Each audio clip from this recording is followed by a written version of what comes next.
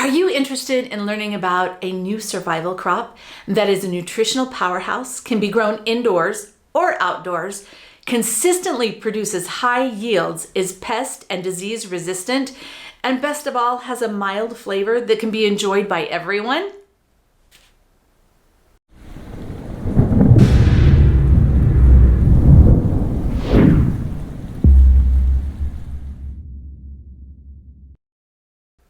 Hi, I'm Kylene, the Provident Prepper. One of our viewers recently suggested that I try growing Malabar spinach in our indoor survival garden. It is thriving quite nicely, and I harvest from it on a regular basis. In this video, I'm going to introduce you to my new favorite survival crop. Malabar spinach is an incredible crop that I am so excited to share with you.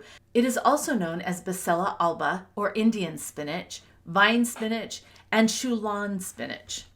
And for those of you that are following us on YouTube, you will know that we have converted a small room on the south side of our home to an indoor survival garden, and we are having a lot of fun with that.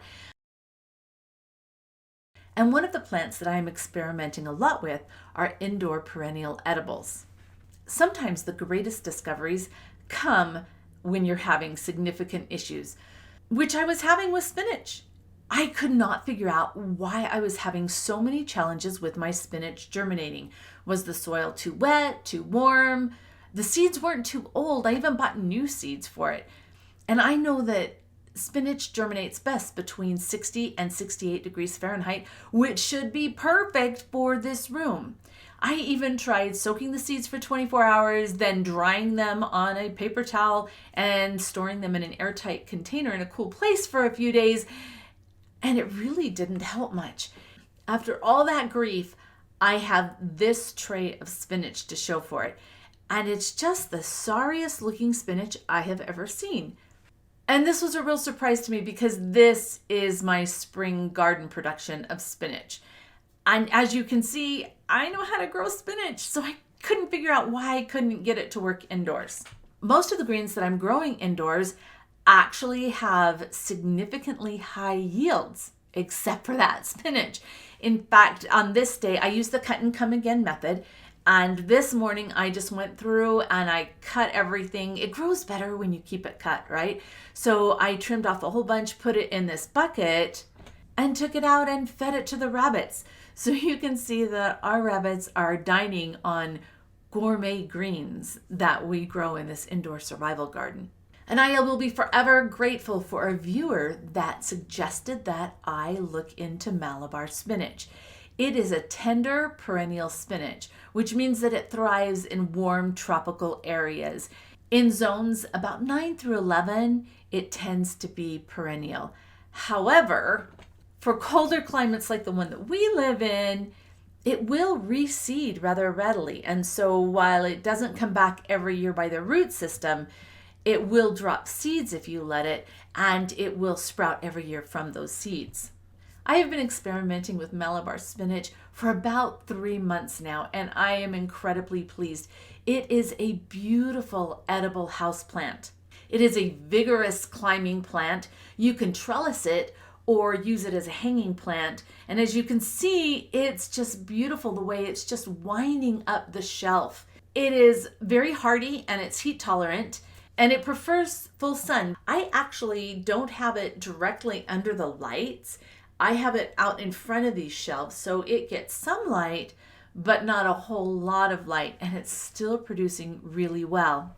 This is the green Malabar spinach. While it is still a vining plant, it tends to be a little bit bushier, and if you look at the leaves, it kind of looks like somebody goes through and bites them a little bit on some of them, and that's just the way that this plant grows. These are the green Malabar seeds. I went and harvested a whole bunch of leaves off that plant just yesterday, and I didn't take a picture first, but that's kind of what I do because this isn't a showroom garden. This is a garden that is intended to feed our family. And we had somebody who was sick that I needed to take some soup to, and because Malabar spinach is so incredibly nutritious, I needed to put it in the soup. In that picture, it's pretty much butchered and it will grow right back. This is the red Malabar spinach, and it really has even more of a vining habit.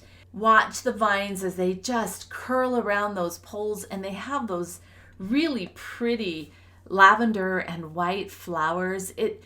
The contrast between the red and the green, it's just an absolutely gorgeous plant. These are the red Malabar seeds, and they look just a little bit different than the green Malabar seeds. And the seedlings already, as very young, are showing that beautiful red contrast. I have new seedlings growing, and I have decided that I am going to put some of them in these new hanging baskets that I have and see how well they do just in the basket with natural light. The tomatoes aren't doing so well there, and so I'm going to find a different place for them. They probably need to be more under direct grow lights instead of the natural light. I'm anxious to see how well the red Malabar does here, so we'll keep you posted in future videos. Malabar's really easy to grow from seed. You just plant them about 1/4 of an inch deep, keep the soil moist. Before the seedlings emerge, I always keep a sheet of plastic over it, but then once they emerge from the soil, I remove that plastic. It takes about 3 weeks for them to germinate, so don't worry when it seems like it's just taken a little bit too long, then all of a sudden they will pop up. You can also propagate Malabar spinach through stem cuttings. One of the things that I love about Malabar spinach as a survival crop is that it's very insect and disease resistant, so there's not very many things that are going to attack it. It produces these deep purple berries, which are beautiful to look at and very ornamental, and they are used as a natural food coloring. Your long-term food storage is usually made up of dry goods that serve to supply your basic nutrients and your basic calories. Usually this consists of a variety of grains and dried legumes. However, in this storage, you are missing vitamin A and vitamin C. The best source for those is from fresh foods. And that's one of the reasons why Malabar spinach is such a fantastic survival crop.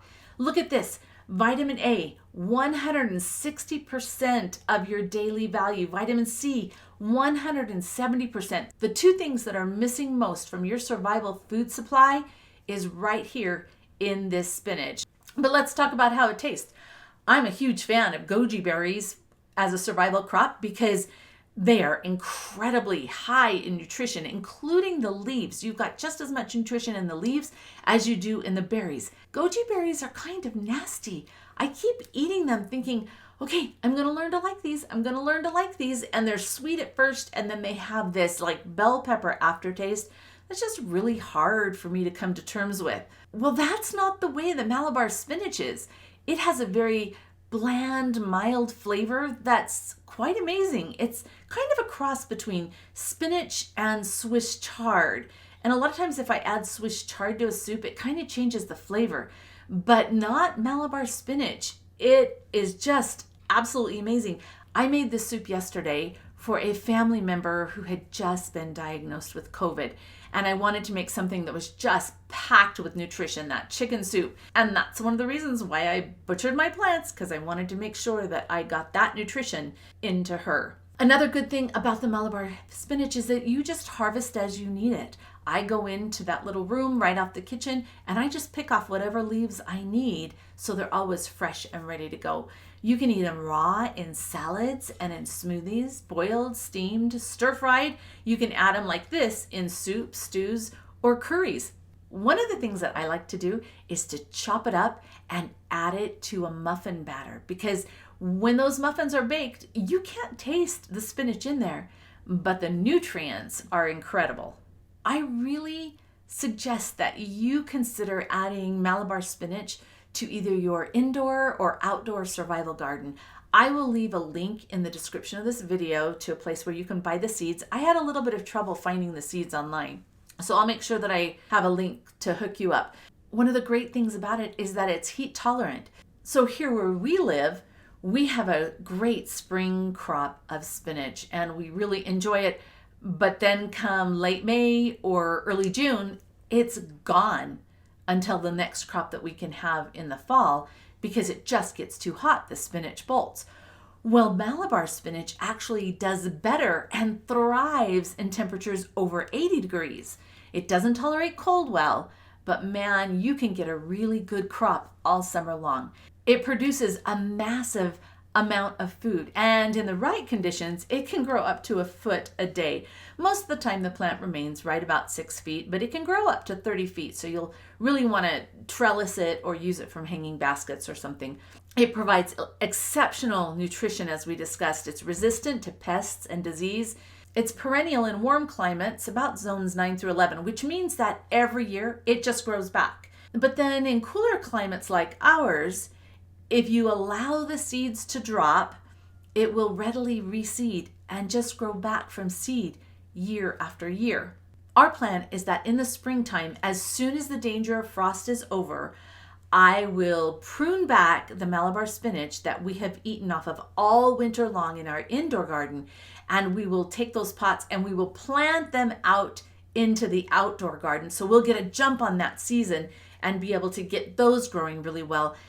And then I will start a new crop inside from seed so that by the time the cold comes, I will have mature plants in my indoor garden ready to continue to provide us with spinach all winter long.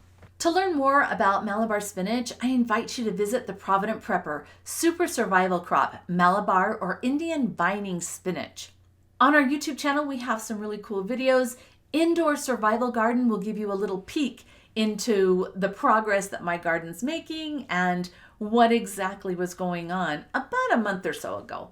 And then Prepper Survival Garden will walk you through exactly how to design a survival garden that can see you through really hard times when the food that you produce will make a difference of whether or not your family can eat. So check them out. I am absolutely a fan of this gorgeous vining spinach. And once you taste my spinach salad or my chicken vegetable soup, you'll be a fan too. And now for the question of the day. What's your favorite recipe for using your garden fresh spinach? Comment below. And thanks for being part of the solution.